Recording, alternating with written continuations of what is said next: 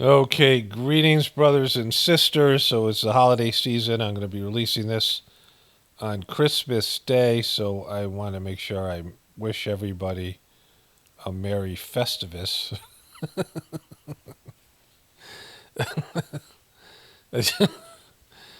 Happy Festivus to you all, and all the rest of the holidays, Kwanzaa and the rest of them. And, I guess Christmas and Hanukkah as well, just to throw some, minor league holidays in there. So this occurred to me last night in meditation, and I want to talk about this. I have all these voiceovers. I just did one. I was answering somebody's comment, not question. I was responding to somebody's comment about Jesus, and that's going to be in my last video at the end of it. And then I'll put these things in the Journey series as well. And so I want to talk about the pain of love, and I've talked about this before, but I want to talk about it more in depth, right? Because, like I've said before, God has no opposite. God is not binary. There isn't an evil force. God encompasses everything, the good, the bad, the ugly, the evil, the darkness, and the light. God is all things, right? People want to think about God being just the good things, but God is everything. The desirable things, the things that you perceive as good, but God is all of those things. So God can't have an opposite because God is the foundation, the medium for all creation, and love is God. So there's no opposite to love. But what love does come with is the pain of love, right? People associate love with pleasure. People associate love with happiness. Romantic love, sexual love, these types of things, different forms of love of art, love of your, career or work that you do, love of your family, love of nature, any number of things, right? Love of animals, these types of things. There's just, people have different levels of love, and there's different kinds of love. Love in the purest form is love of God, love of love itself, right? Where you feel love for the essence of love, which is the hardest form of love to achieve because it's abstract. Love is an energy, love is a condition, love is an essence of something. And so God is, the love of God, it's the hardest to achieve, right? So this is the need for real spiritual masters, the love of Jesus, the love of, these various Krishna, Buddha, all these various, the masters of the Sajmark system, because it's a more recent thing. And, there's a different spiritual achievement that's there.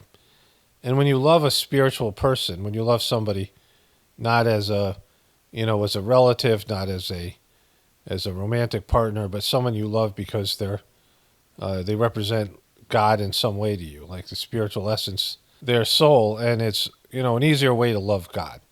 You love God through a divinely, someone who's achieved high levels of divinity, because we're in a physical body and we perceive things based on our upbringing and our level of comprehension. We perceive things in our level of our heart development.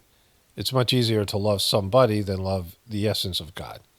But ultimately, that spiritual being, somebody who's achieved high levels of spirituality, is just a placeholder for the love of divinity itself, the love of God itself.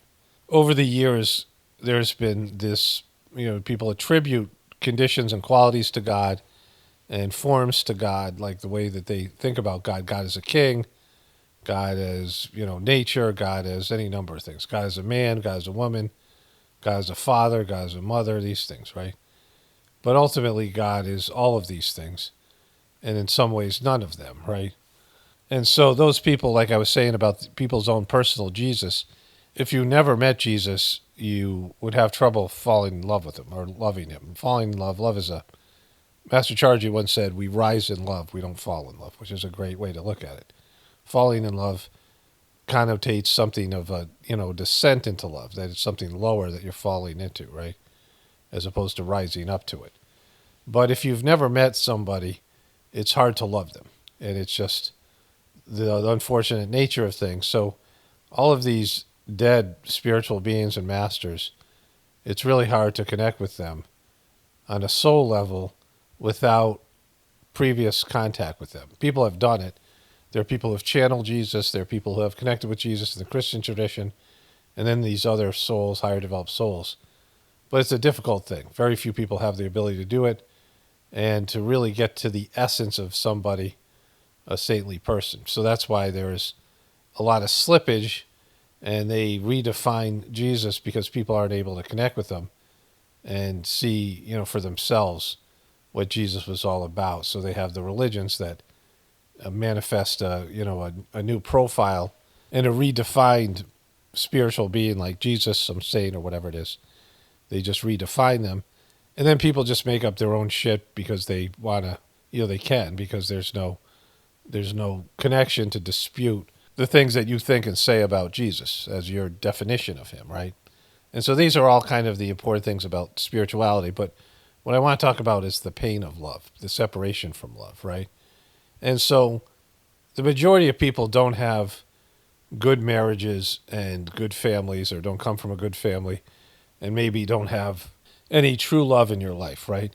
You love your family, but you might not like them, and you might not like their company. Love is something that just grows. Like, that's the idea behind arranged marriage.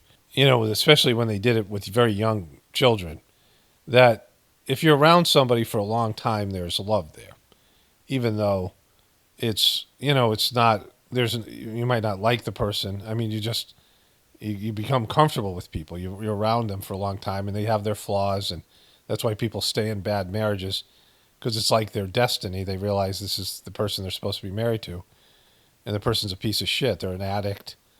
They cheat on them, they lie to them, whatever, and they stay with the person because they just feel like they're supposed to, and there's love there, but they don't like to respect the person. This at my parents. My dad was very narcissistic and a very closed person, and really highly unlikable. He only had a few friends, and he did as much as he could to piss them off. And when he retired, he had nothing and nobody. None of us kids liked him or wanted to be around him, and he didn't have anything to offer.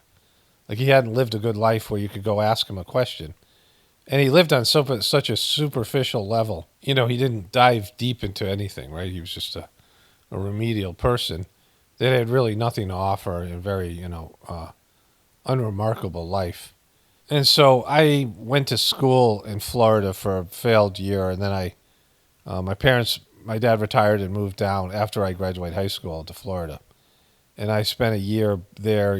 That after I dropped out after the first semester, and then or the second semester, and I spent a little bit of time there, and then I moved back to Connecticut and lived with my brother for a bit and started my own life independently.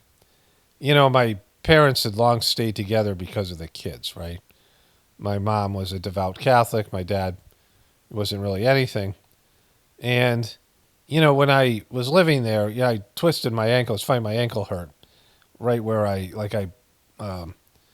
strained a ligament, or whatever it is, the term for it. I was in a cast for 6 weeks playing basketball. I rolled my ankle.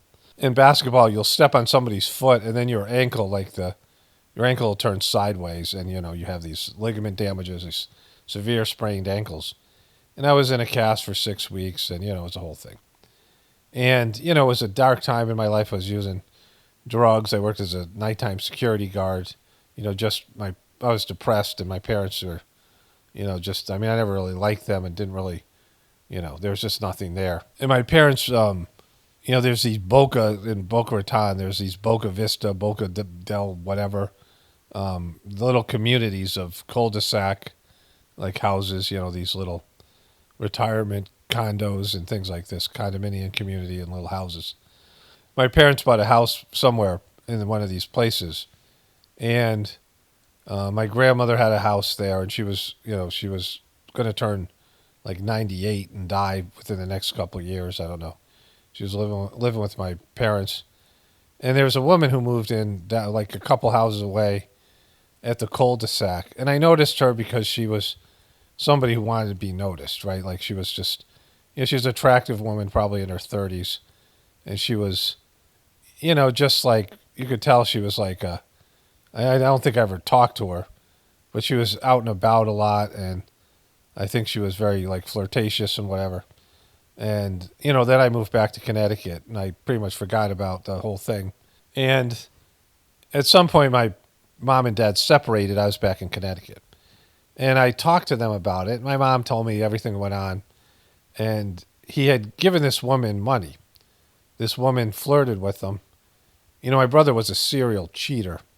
And so I described the story to my brother. And so what happened was the woman flirted with my dad, and he gave her money and then wrote her a love letter kind of thing. And my mom found it.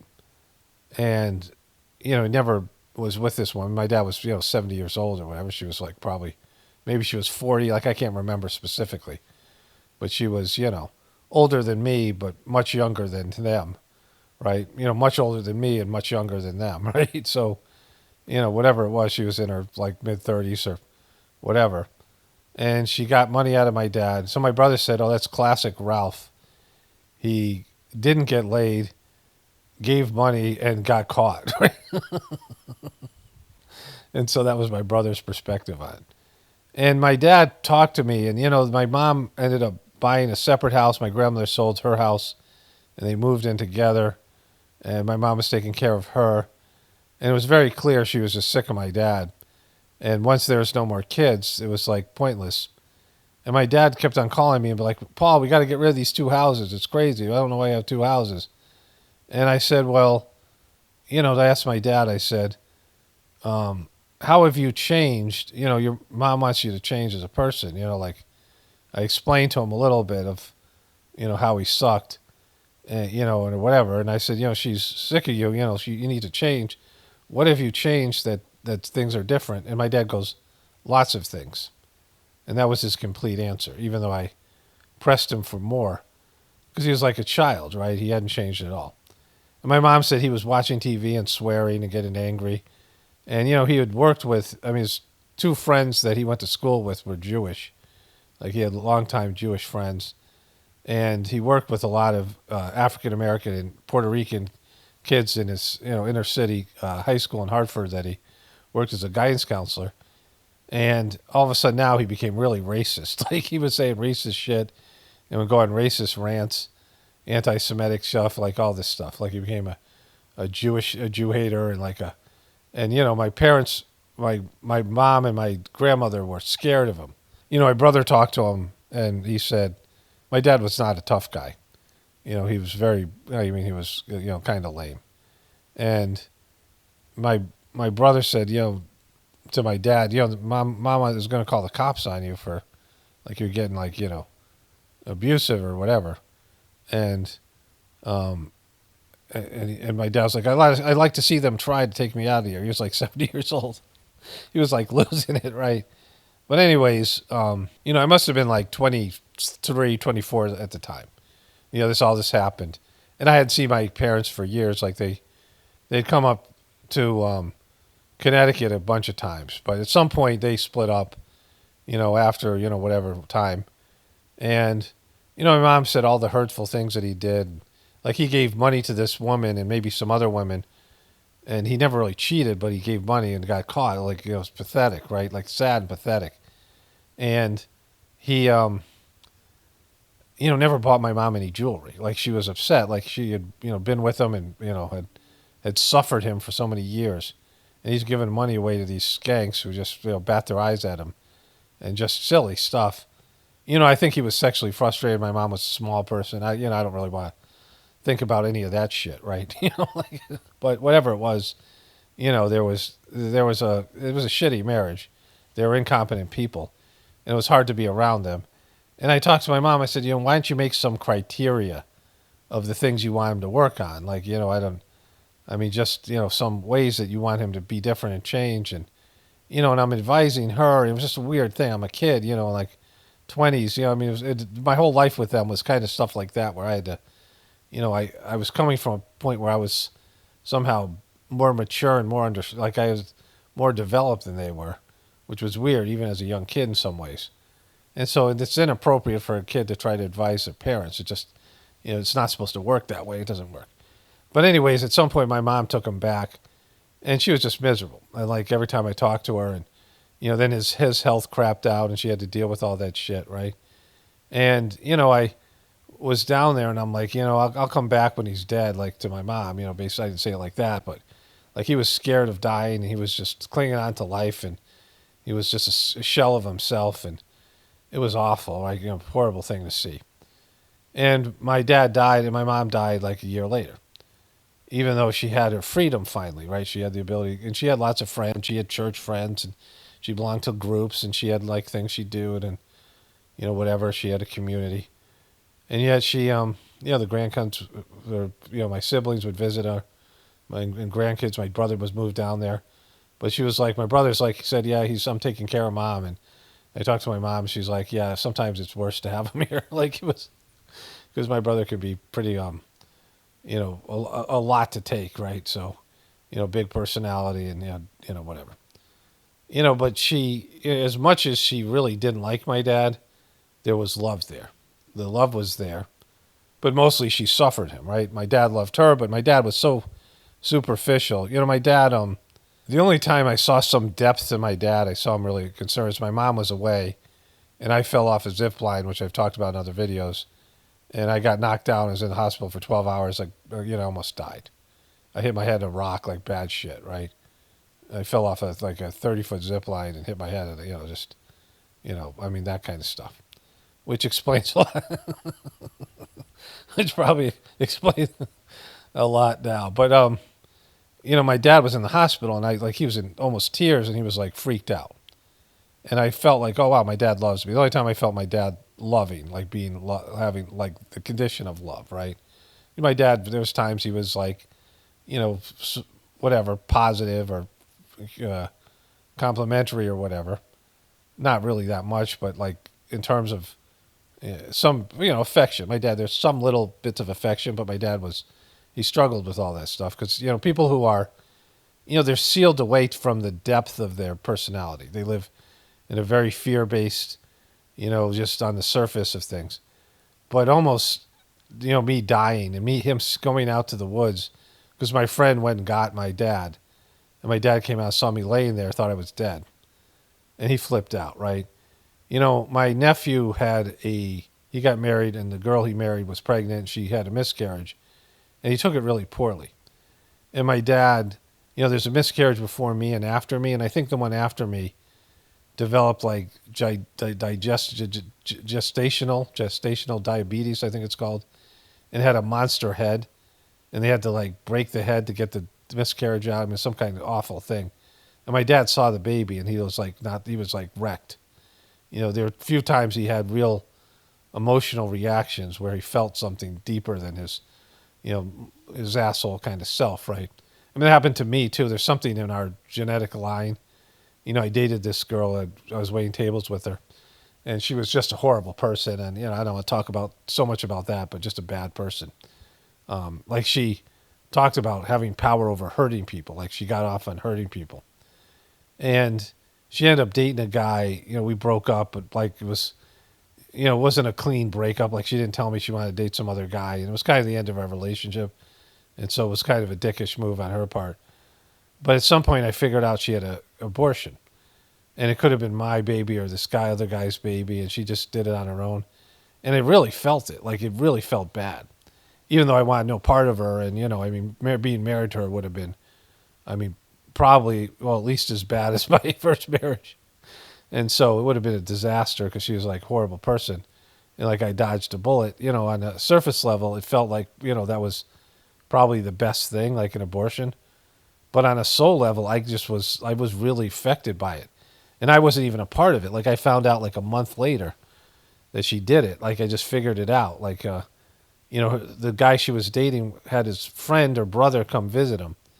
And we had been kind of friends before, and it was kind of awkward. He was a bartender, so I had to, get drinks for him. And I came walking up to him, and he was talking to his brother, his friend, whoever was visiting him.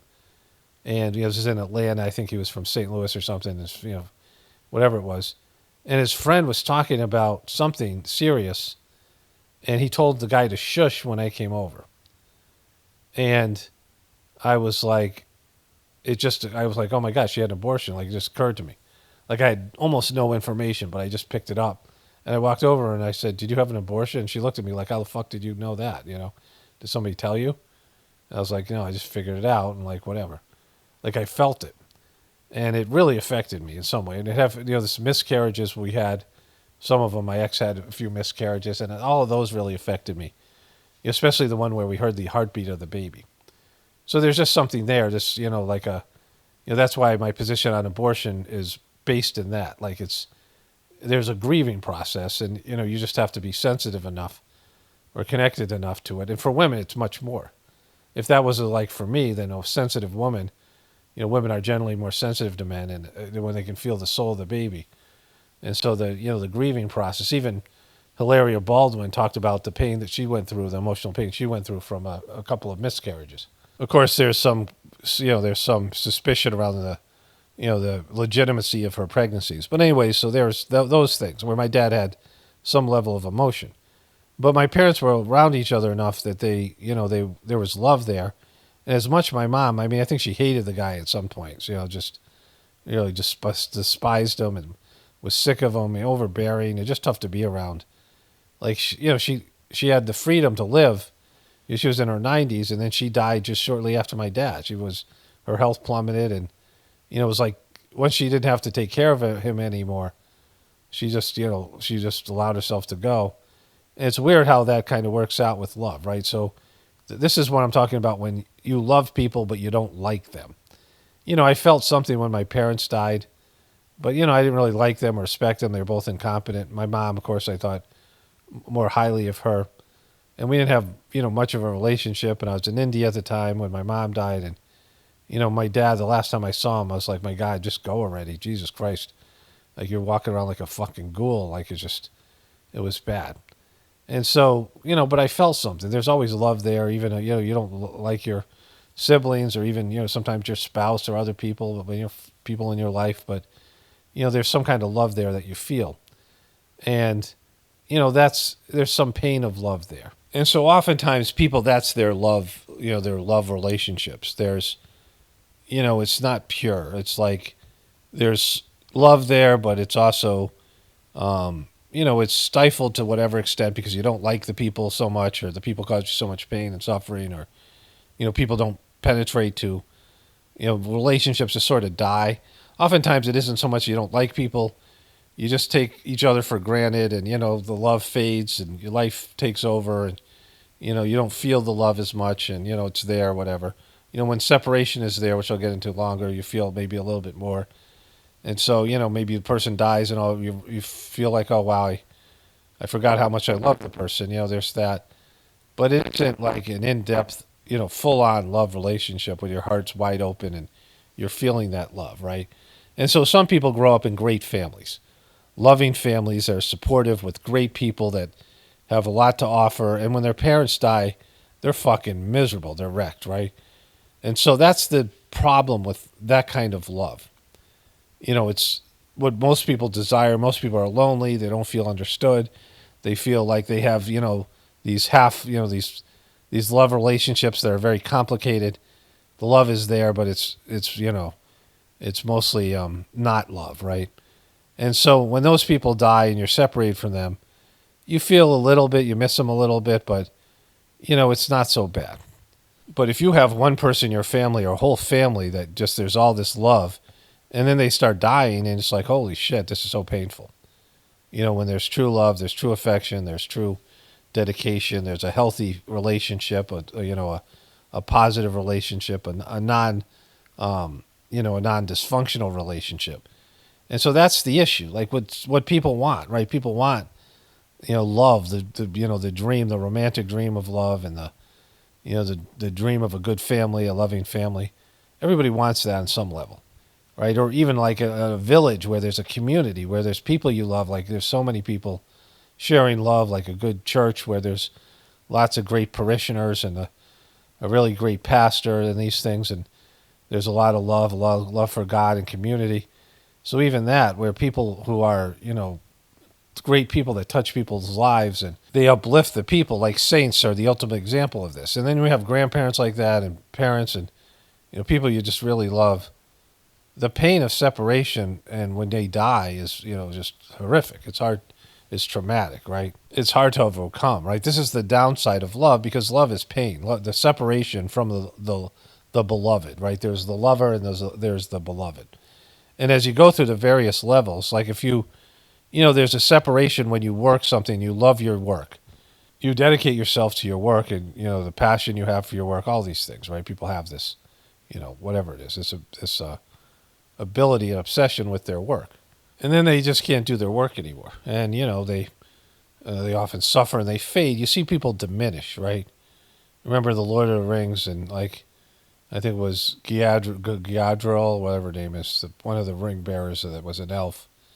And she was like, I'm going to diminish and go to the west or east or wherever they go on these boats and they sail out of the Middle Earth, right? And they give up their power in these things, right? You get diminished. You're not as much as you used to be. Like your life work is over and now you're in the death process, right? So, people have a love of a lot of different things. And then those things are lost to them.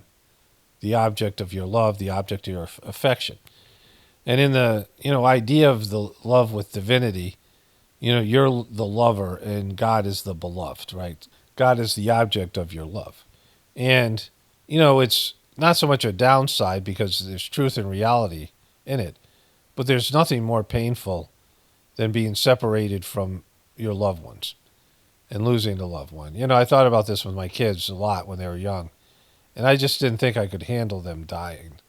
Like one of my kids, of course, my daughter would later commit suicide, but I was well prepared for, it wasn't just the suicide, but I might not have ever saw my daughter again, right? We corresponded a little bit and, but there had been a falling out with her and the family and just, all of it. And I just, worried about what kind of person she was going to be, what kind of life she was going to lead for a number of years. And so I was prepared for it. But if she had died when she was 3 or 4, like it probably would have broke me in some way, which I don't know what it would have done, right? People lose their children when the children are young. And they're, when the kids are innocent and they're not formed their personalities and, these things where they, become, not so great. But when they're young, they have all this potential and things. But, for me, I guess, I don't want to say luckily because it's not a desirable situation, but I wanted an intergenerational family farm and I wanted to, have my kids around with me in whatever capacity. And that just isn't going to be the case. Even my son who lives with me, we're not really close. And so, it was a painful process. Of course, the relationship I had with my ex was so dysfunctional. It's mental illness there and just so much difficulty. And so the only good thing about that is it made it easier. It all made it like not as hard to go through. Not that the overall situation is good, but the silver lining is that, I didn't suffer as much as I usually, that I would have. But I would rather have the other. I would rather have the pain of love. I would rather have good, loving relationships with my kids and my family and suffer the pain of it. But it's painful, right? It's pretty devastating. And then you're in a good marriage and you have real love with your spouse. One of you is going to have to die. I mean, maybe you die together. That could, there's always that possibility.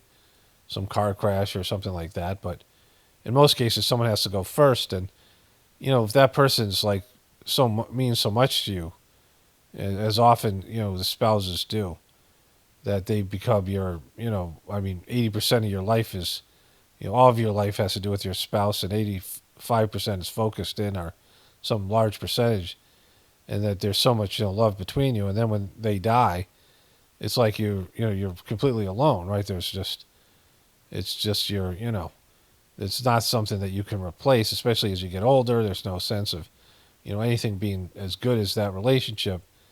And then you're just kind of waiting to die and just the pain of love is just there, right? But even more so with this idea of the love of God. And inside of everybody, there is this pain from being separated from God. Because when you come down and live in a physical life, you can feel God's love and you can feel God's presence and you can connect with God. But not nearly like it is when you're in your etheric body, when you're not in a physical third-dimensional body and world, and this planet we live on. I'd heard about this condition in the Sajmarg system of the pain of love, where you really get in touch with that pain that your soul feels. Everybody's souls feel it, but very few people end up experiencing it when they're in their physical body. And I experienced it for like 3 months, a month or 3 months, I can't remember which. My family and I had just bought a farm, and we were building a farm, which I was into. I was building a business, which later became this, started off as a counseling business. I had the spiritual, the Shruti, the spiritual download, like this, this program was downloaded. Pockets of the Future was phase two. And so these things were happening. My kids were young, and we were learning about farming, and it was a kind of a good time. Before the kids got older, we moved to this other house that we bought. We bought a, we sold that farm, and we moved to a more rural area. And the woman who owned that house had killed herself, or was murdered. There's some debate, and we didn't know that going in. They didn't disclose that, and the energy in the house was weird, and my family fell apart for that and other reasons. Like, it was a whole thing. But the good time, that first farm, and I had a lot of things going on. I was writing books, and I was like, I had a lot of work to do, and it was, like I said, a more positive time in my family. And I all of a sudden experienced this pain of being separated from God, and I couldn't do anything. Like, I lost all motivation. It was just overwhelming. It was like I didn't want to not have it. It was like a real feeling. Like, I didn't want to get rid of the feeling, but the feeling itself made life almost impossible. Like, I just had no motivation to do anything, like, materially. I just was like, just feeling this condition. And so, I know that it exists because I experienced it, right? The pain of love on a soul level. The pain your soul feels from being separated from its creator, from the divine essence, right? And so that's the spiritual aspect of it. But, there's lots of people, like my dad was somebody who was really scared of life. People are scared of death, but also scared of life. My mom also, very worried, centered. My mom, I asked her why she married my dad. She was like, well, I felt sorry for him. And I'm like, fuck, right? You pitied him? You pitied the fool? Like, it's one of the worst things ever, right? And so, there's lots of people who just never live. They never go for it, right? There's things that they wanted. There's things that they dreamed of doing. And they just settle. And, it's a fear of, it's playing it safe.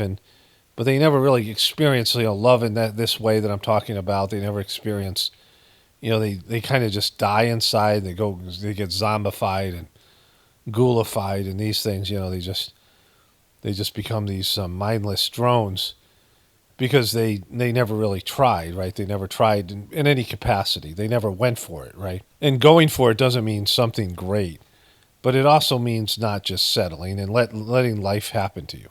And they don't have good examples of it. They don't have a support system.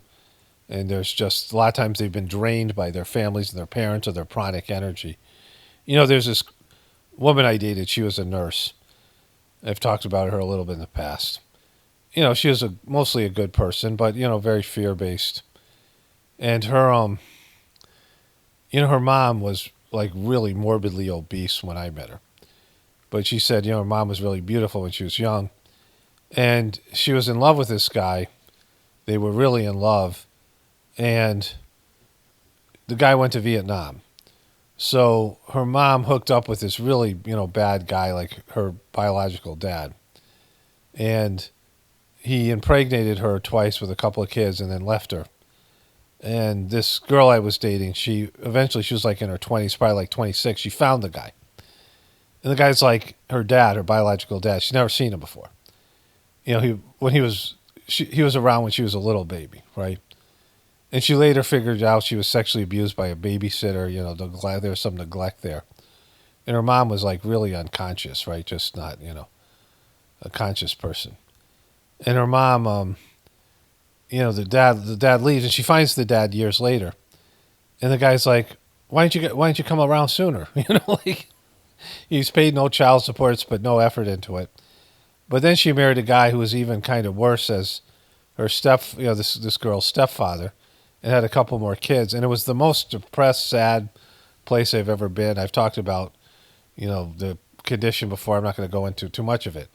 But I couldn't even be in their house for like an hour. It was just so bad. Like, you couldn't breathe. You were suffocating on the low vibrational, the low consciousness. And she had told me once that her mom said Don't fall in love because you only get your heart broken. It's too painful. And so just settle for somebody. I mean, she just had all this bad advice, right? And she was living this miserable life. And I guess they kind of split up, her and her husband. I mean, their life even got worse. One of the kids went to jail for reckless driving, and he crashed his car in one of his high school. He was in high school. He went to adult prison at like 16 because the mom of the boy that died just went ballistic, and she pressured the DA to punish the kid as much as he could get punished, right? Even though he wasn't drinking or anything. Just, really bad energy family, bad, just tragic family. But the mom had this idea that, don't fall in love. Don't marry somebody that don't seek love, don't seek some soulmate. Just settle for the first piece of shit that wants to marry you and just endure, like this whole thing. You'll just play it safe, you'll never get hurt, right? And there's lots of people that live this way, that don't want to risk it and don't want to experience the pain of it. But then, they're so scared of dying, like my dad, then death becomes, and there's all this regret and, whatever it is, right?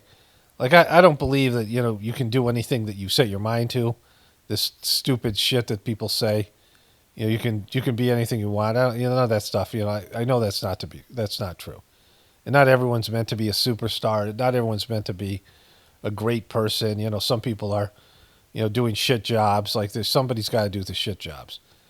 But in some capacity in your life, there needs to be some passion and some, going for something great. Like, it could be just having a great family or just, something, right? Great dog even. I don't know. Just some kind of thing in your life, right? Where there's some, there's something, that's just not mundane and just checking the box and dreary and, all these things. With the full knowledge that, it's painful. Like when you lose everything when you die, and, when someone else, people around you die, and this is painful. There's pain in life, right? And the pain of love is the worst kind of pain, but it's the best kind of pain because it's there for a reason. There's a longing there, and it's the longing and craving to pull you back to the source because you long to be united with your creator on a heart level. When you penetrate to the bare basic condition, and most people never even do that because they don't meditate, they don't look at it, that there's this craving to be one with your divine creator, your godly father, right? To go back to the source. And how strong sexual urges are and sexual proclivity, the desire to reproduce is in mammals, and we know how strong your hunger, your desire to satisfy your hunger, and how much your body will crave water, and like if you're like somehow can't breathe for even a minute, you go desperate, right? If you're stuck underwater, like the need to breathe, right? But there's even more a stronger pull on a more subtle level to be one with the divine, the divinity within you, and to be merged back into the source. And that most people can ignore and find a way not to realize that that's there. But it is, right? And it changes everything. And it's the pain of love, right? It's the pain of separation from the object of your love. And it's painful. And like it's supposed to be painful because there's, this element. There's women who, particularly women, sometimes it's men, but mostly women, mothers and sometimes fathers, but mothers, that they lose a child and it like rattles them so much, and they feel they need to connect with their child. They become psychic, right? They're able to penetrate to a soul level because the drive to, the pain of separation, the pain of love that's there. I mean, a number of women who gain some psychic abilities because of a loss of a child, and oftentimes great psychics needed to go through something like that, some kind of major loss in their life, where they can feel the pain of love, and they, it opens up psychic abilities and all these other things, connect to higher levels. Oftentimes when someone loves you, somebody that you love dies, somebody that you have deep love for, it just opens up your connection to them on a spiritual level, and then all these other abilities go along with it, right? You're more attuned to this world of the spirit. So these are all things I'm talking about here. And, when people say like they love Jesus or whatever, well, there would be a real connection there. There would be a real pain of separation. And it's really hard to do something like that because they never met them. And so they're loving the idea of Jesus that was presented to them, but not connecting on a soul level, which is hard for people to do. Like it can be done, of course. It's something that can be done, but can people do it? Have they developed enough to do it, right?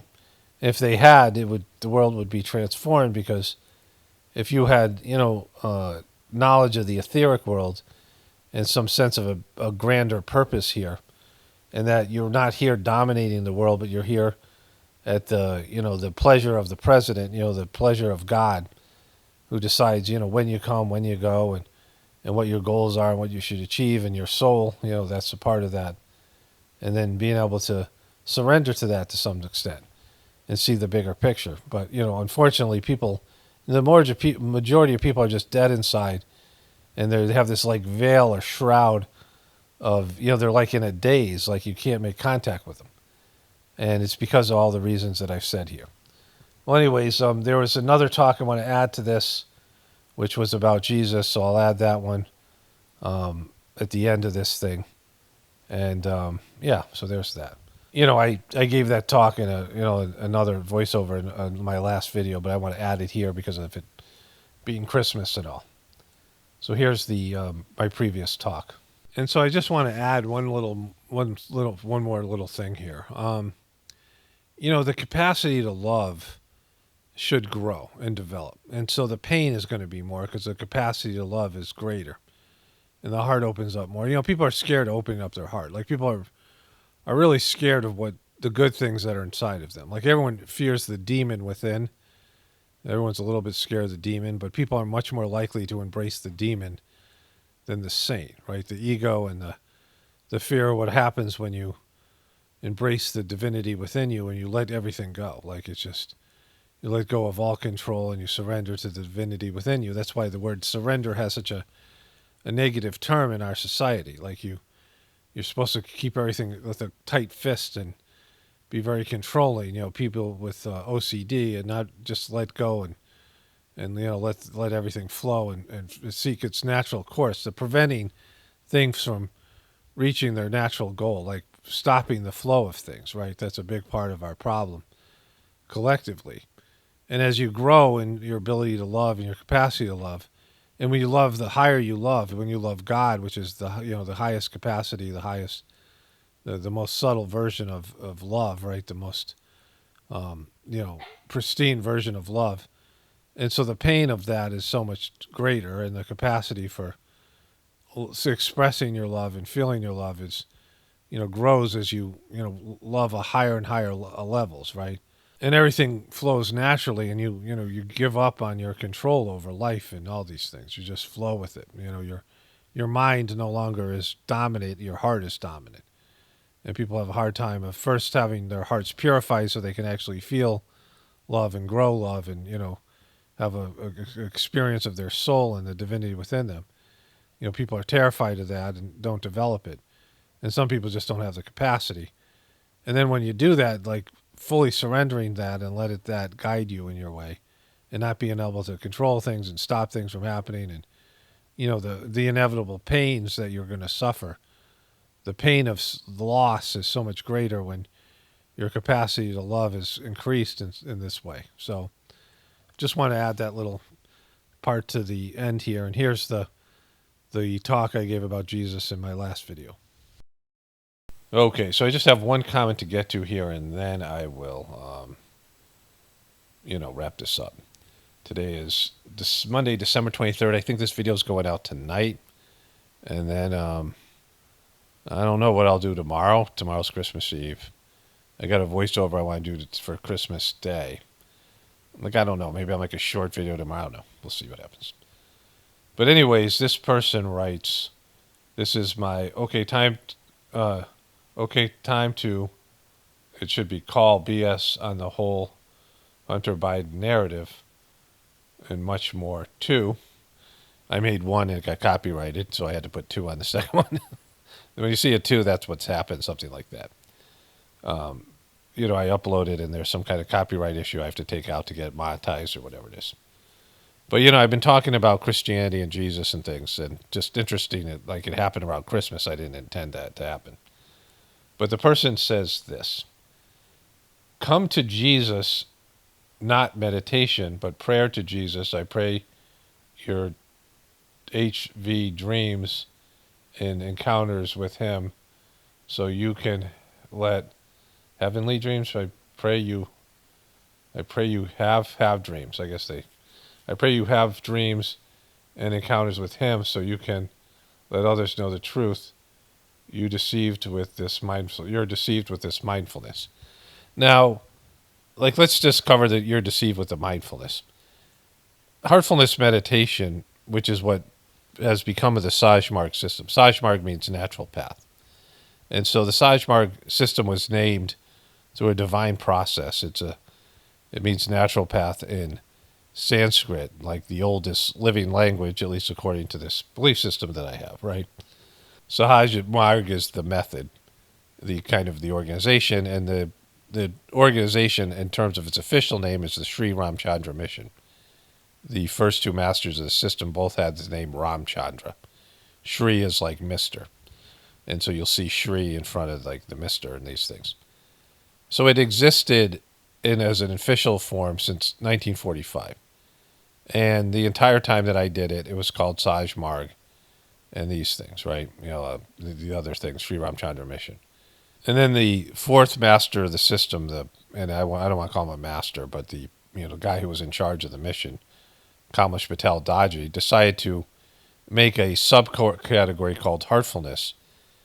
That this was the same thing, but he made it a separate organization so he could move the shared ashrams, that were part of the organization, into private ownership for himself. I mean, that's something I've been told. I don't have any, data or information that I can validate that that's the case, right? But it's probably the case, right?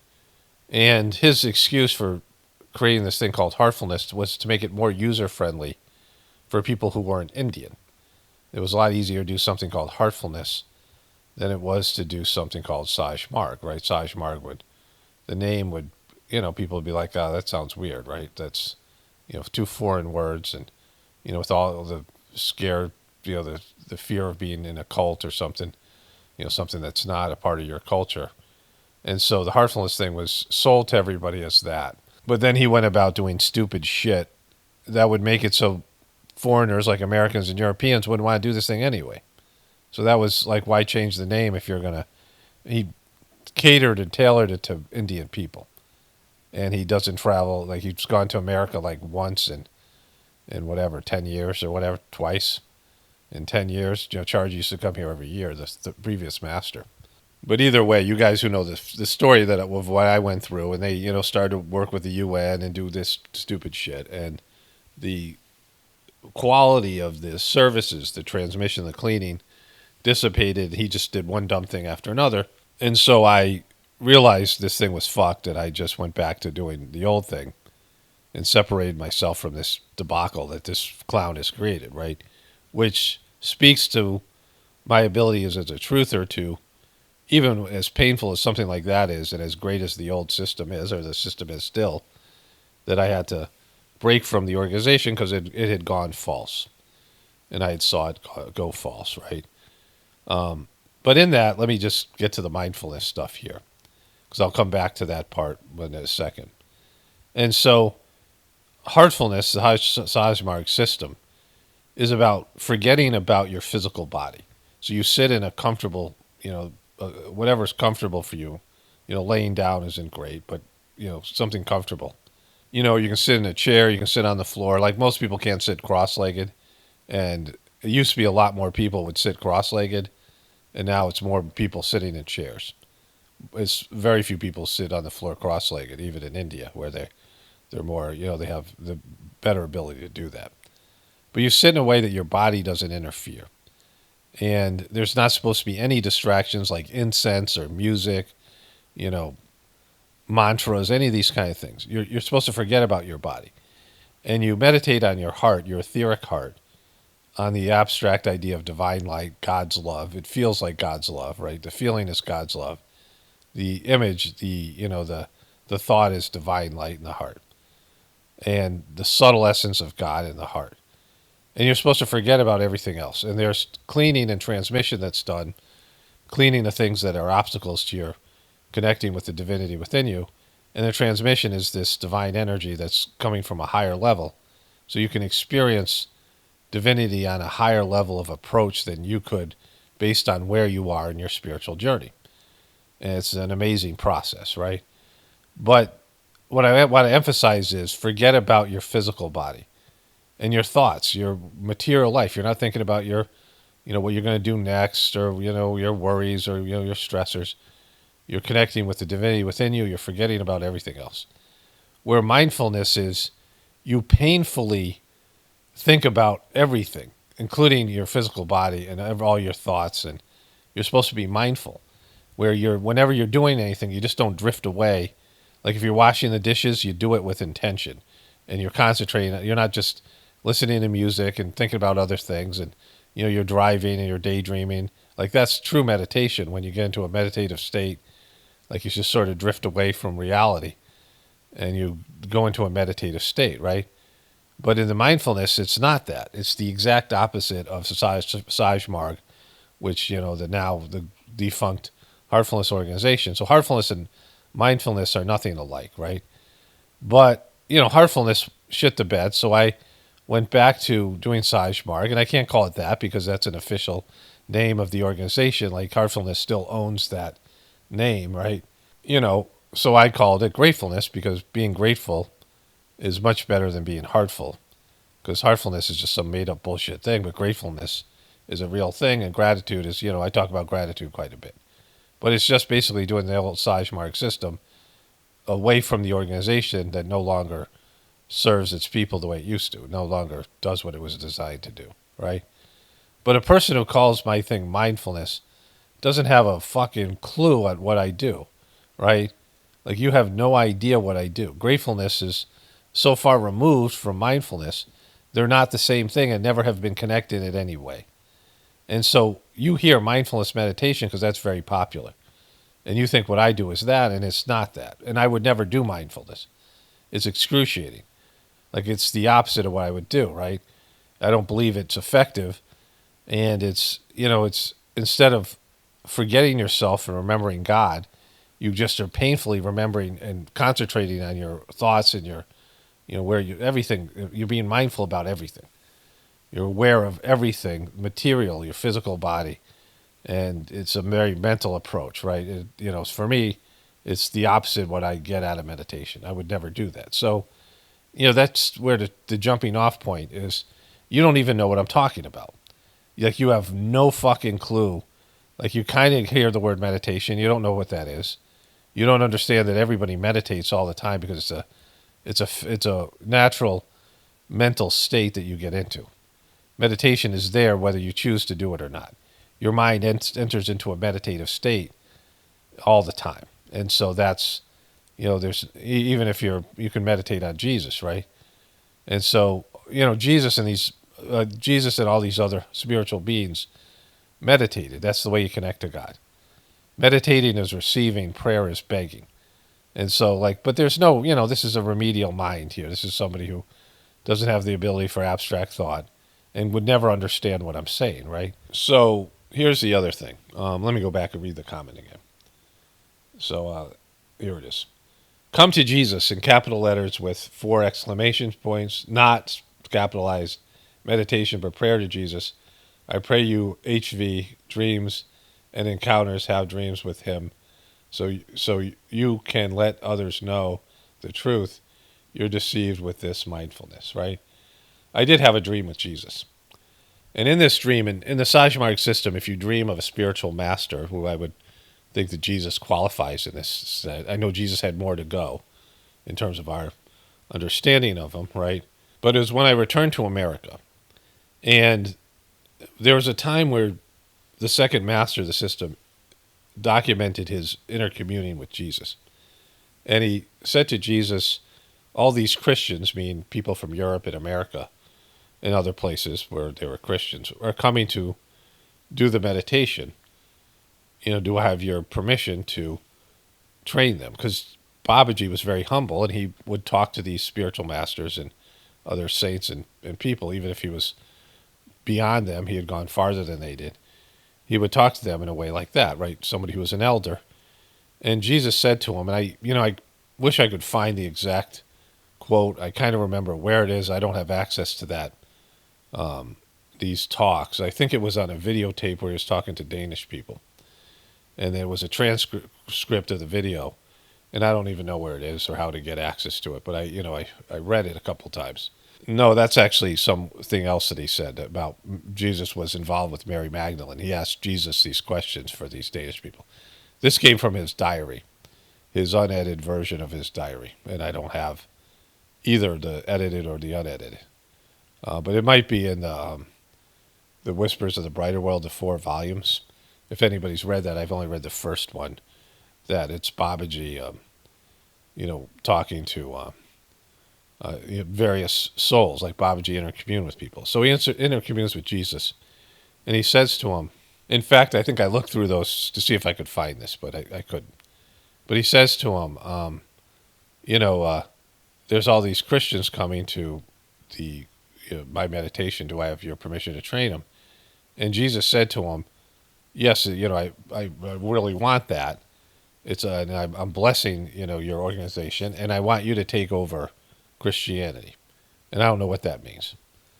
I don't, on an etheric level. Because he was unhappy with the organizations that now exist that are misusing his whatever, his teachings and his essence for their own materialistic gains. Like he's really done with the whole organization of these organized Christian religions. That's again, you can take that for what it's worth, right? But anyway, so I return to America, and I have this very vivid dream, and I walk up to Jesus, and I say, because this must be in my subconscious, right? Because I'm dreaming, and I don't. And I say to him, all these Christians are coming to my YouTube channel, and I want to talk about Christianity, but I don't know if that's, so first of all, the first master of the system, Lalaji, was born in northern India, like where there isn't a lot of gurus and spiritual masters. And Babaji was born in the next village over. And Lalaji was born into wealth. His dad was a really wealthy man. But the British Raj, these Indian kings that were supported by, or were shills and collaborators with the British government, sued his dad and just took all their money. Like the whole everything. And Lalaji's mom died, and she was already dead, and he was like a teenager, and his dad just died he just couldn't deal with it. And so he was married at a young age, like they were married at 14, he had a wife, where they're still kids and they're not even, they don't engage in sexual activity, they just are married like little kids growing up together, right? And him and his wife lived in this one room and had nothing. He was educated because his dad was rich, so he ends up getting a job in the court, but he's in complete poverty. And he, has these various Sufi spiritual masters, and he has other people that train him, and he has, he intercommunes with God, and he's, a deeply spiritual person. But he doesn't have an organization, and he doesn't have a method yet, like the method that we use now in Saj Marg. And people just come to his house, and he would train them and transmit to them and, do these other things, right? And so he doesn't have, and then when he died, he had all these writings he had, and his family just took them and wouldn't give them to Babaji. And Babaji covered for them and said, that a maid threw them out, threw out all these papers, right? Because Lalaji ended up not being rich, but, eventually becoming middle class, right? Like he went from poverty where he was eating one chapati a day, like a tortilla, right?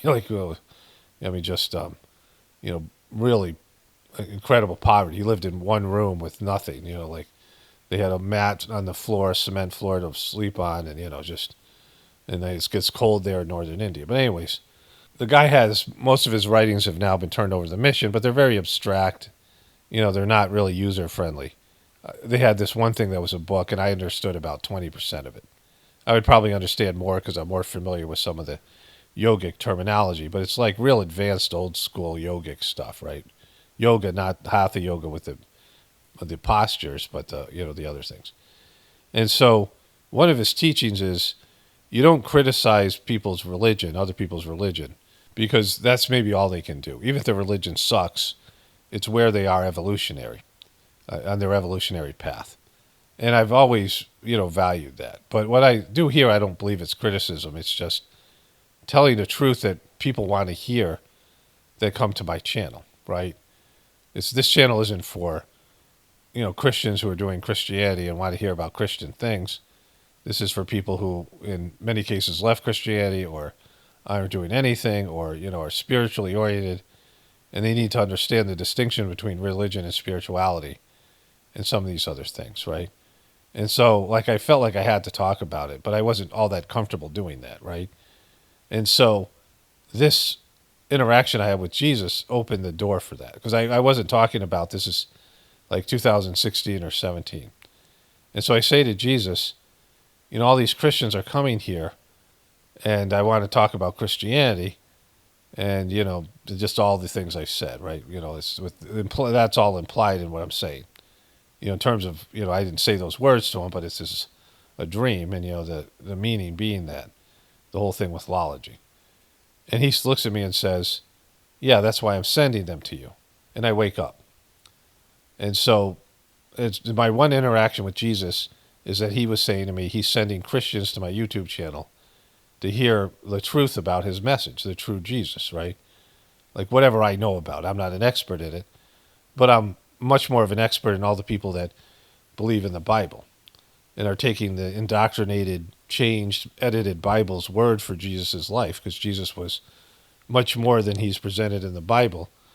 Much less in terms of, this sale that he's the only Son of God, but much more in terms of his spiritual achievements that are negated by editing and by, they don't want you to do what Jesus did. So they don't tell you of his accomplishments, right? And his higher level teachings. And to whatever I know about them and whatever I know about this in general and whatever I understand about what's been done here, Jesus said to me in a dream, I'm sending people so you can talk to that. You can say these things. And so that's why I talk freely about it, because I don't, again, I'm aware of Lology's teaching about religious criticism. But there are people that need to hear what I have to say, that Jesus wants them to hear that. That's what I wholeheartedly believe, right? I'll include this with my Christmas message. Somebody just sent me a bunch of quotes from Chargy about Jesus. Hopefully I'll remember to read those as well, right? But there's like the true Jesus, and even the sense and the extent that Christmas is almost nothing to do with Jesus. He was not born on December 25th, and the birthday is important. You're celebrating the birth of a spiritual person. I mean, we celebrate people's birth because we're like, I'm so glad you were born. That's why you celebrate somebody's birthday. You are an addition to my life, and you're a blessing in my life. If it's a piece of shit person that sucks and is making the world a worse place and you hate them, you're not really celebrating their birthday. Like you're doing it out of family obligation or whatever. But the people in your life that you love and have helped you and touched you in some way and have been, helped you be a better person, made your life better, you celebrate their birthdays. And more so than anybody else are these spiritual beings that came down and sacrificed whatever they sacrificed to impart to people spiritual training. You honor them on their birthday, and their birthday is special. It's a special day. It's the day they were born. It was the actual day they were born. But the Christian religion changed Jesus' birthday because they suck, right? And I don't know exactly when it was, but they were trying to recruit pagans, people who were into the solstice. So they put it on the solstice, right? And Easter is on the spring equinox, and it's about the goddess Astora. It was a holiday that the pagans celebrated. It isn't Jesus' death, which again is important. The birth and the death of Jesus' actual birthday and death day, which we don't fucking know now, because they fucked that thing up, right? They disrespected him and his, to bring more people in. And so that's the kind of bullshit they're willing to pull. That's the religion, right? The religion has fucked it. Like they've messed the whole thing up, right? And if you go to Christian channels, they're celebrating Jesus' birthday and they're not saying what I'm saying. That's a disrespect. It's an act of disrespect. And so what do we really celebrate on Christmas? Materialism. It's the biggest, it's when these retail stores, of course now they're all struggling with the internet, but in terms of the retail market, it's the month where they're in the black. They're making money, and there's a lot of these used to be these retail giants or these retail stores.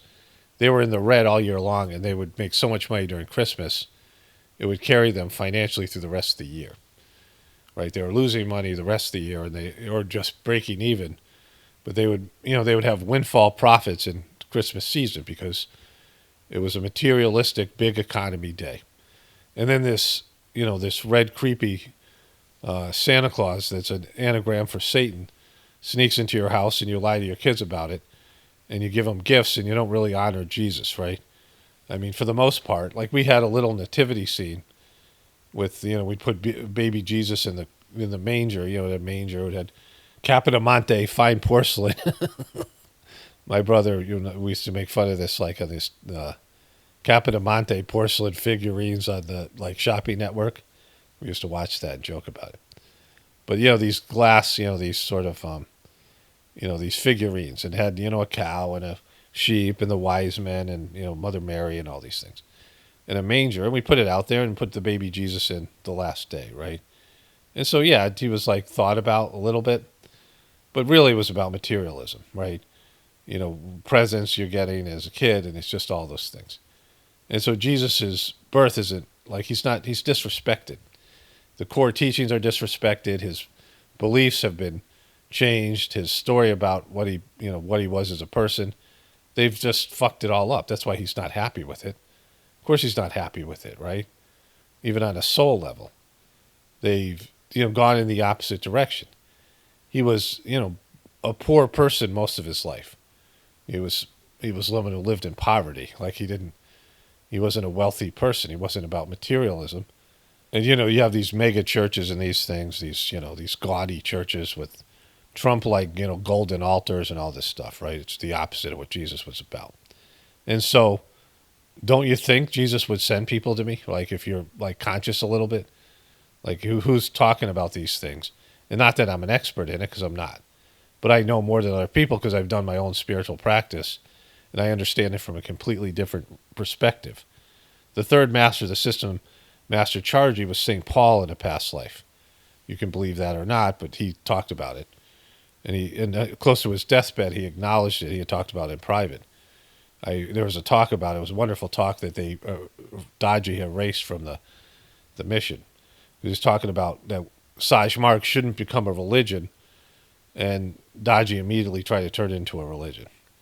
Because religions are for profit. Religions are dumbed down teachings. Religions are indoctrination. And religions are unspiritual. They're a gatekeeper between you and God. And so for those people who can aspire to be spiritual people, this is what my channel's for, right?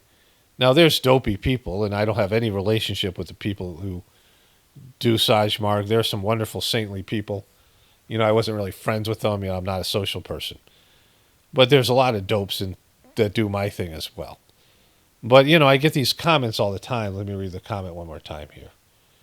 I get these comments all the time from people who are, I somehow lost it. Here it is. Come to Jesus, meditation but prayer, not meditation but prayer. Pray. I pray you have dreams and encounters with him, so you can let others know the truth. You're deceived with the mindfulness. Well, I did have a dream with Jesus. I had one dream with him, and he told me to say these things to Christians who come to me because he's sending them to me. That's what I believe, because I believe the dreams are significant. And in my belief system, if you have a dream about the master, it's the master. And I would put Jesus in that because he's a part of the divine hierarchy. He's a part of the Saj Mark system. He does work. He's in charge of point 2. There's 13 meditative points, and he's in charge of one of them. And that's the teachings of the system. And you can believe that or not. I don't care. It's not, it's whatever it is. But some of these things are known facts. There was the Council of Nicaea that edited the Bible. And the Bible was edited and translated. And it was there was all right, let's make Jesus the only Son of God. Let's make it so the only way you get to heaven is Jesus. That was talked about. That was a human, there was human decisions that didn't come from a divine place. Let's change his birthday and his death day to coincide with pagan holidays. That fucking happened. You can look that up. That happened. Look up the goddess's Stora, right? Easter. Like there's all these things, and there's the whole Santa thing and all that stuff. Just all of it. Like Santa has nothing to do with Jesus. It's a fucking zero, right? The real Santa Claus was some guy who, you can read about. One time he gave gifts to somebody and was some kind of thing. I don't know. It was like a one-time thing, and the guy was a saint, and I guess he had inherited a lot of money, and he would give people gifts that he would sneak in and give them gifts because he didn't want them rejecting it. People who were impoverished, so it was a nice guy, Saint Nicholas, but it was small time, and he wasn't really, that's not much of a saint, right? It's somebody who does charity. Like I don't know what his other spiritual qualities was, a generous person, but he wanted to help people, but he didn't want to make them be embarrassed or stuff, so he'd sneak in their house and give them shit, which still is kind of a little bit weird. But but either way, he's not Jesus, and that has nothing to do with Jesus and his birth, right? It's usurped the holiday. And these things are all true, right? Everything that I said happened factually, and there's reasons for it, and people should think about it, because your religion's been contaminated. And I did the same thing with my, when Dodgy turned my thing into a religious cult, I was able to confront it and face it, even though it was painful. And it was a big deal. It's not like, I'm suffering because of it. Things aren't as good in my spiritual life as it were before, but I've had to accept it because it just was, and there was nothing I could do about it. But I did something about it. I created a Gratefullness channel also because of a dream. I had been a preceptor, then I was, the permission to be a preceptor was removed. And I was made a preceptor in 1995, and then 2002 or 3, I was removed from being a preceptor. And then I had a dream in charge and made me a preceptor again. And again, so my dreams, I take them seriously. I mean, they're just dreams, but, they're significant to me. And so, that's why I did the gracefulness meditation, to do my best to preserve the Sajmark system as best I could. And that's all I could do, right? But, the truth is the truth, and that's what you're going to get here. I might be wrong about the truth, but I'm not going to, manipulate it, right? And so anyways, religions are, if you look at the bad history of Christianity, the Crusades, and the forced indoctrination, and the abuse of children, and brown people, and, indoctrinating these people, and all this forcing the religion on people, and all this stuff, the missionaries, all this stuff that's happened, right?